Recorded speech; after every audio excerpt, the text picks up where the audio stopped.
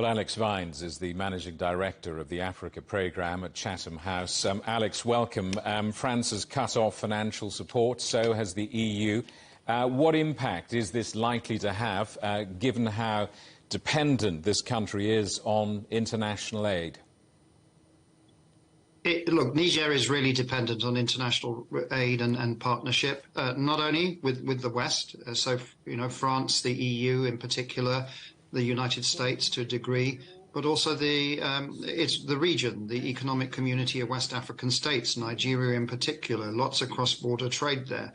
And so the regional body also putting on financial sanctions and targeted measures is going to really tighten the screw on the junta.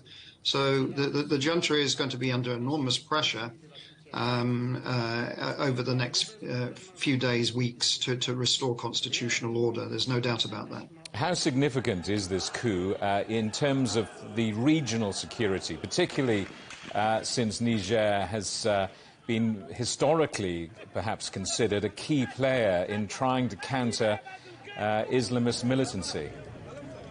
Indeed, Niger has become the central focal point of a reconfigured French strategy, for example, to counter radical Islam in this part of the world. The US also has a drone base and has 1,000, over 1,000, maybe up to 1,200 personnel in Niger. China's got interests and has condemned the coup very forthrightly. So this is a big deal.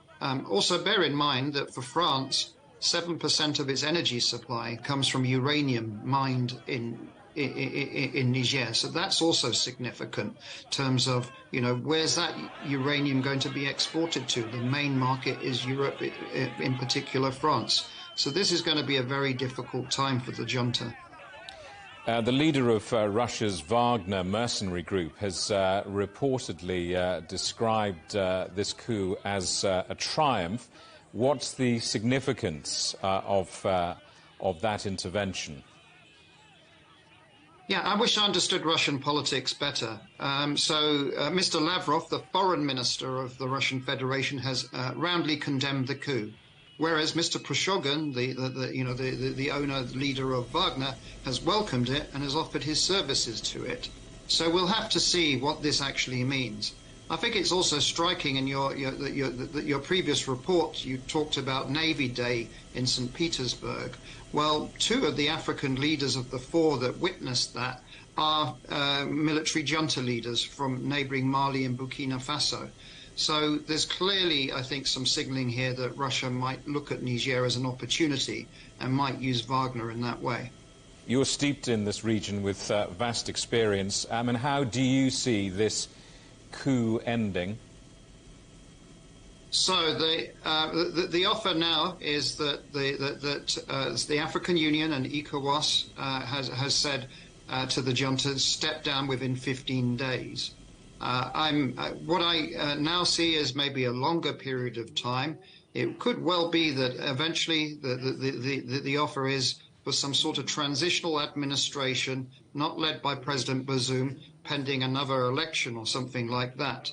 But I think the putschists in Niamey need to understand that the president of Nigeria, who's also the chair of the regional body ECOWAS, is allergic to putschists. He was held in detention by military dictatorships.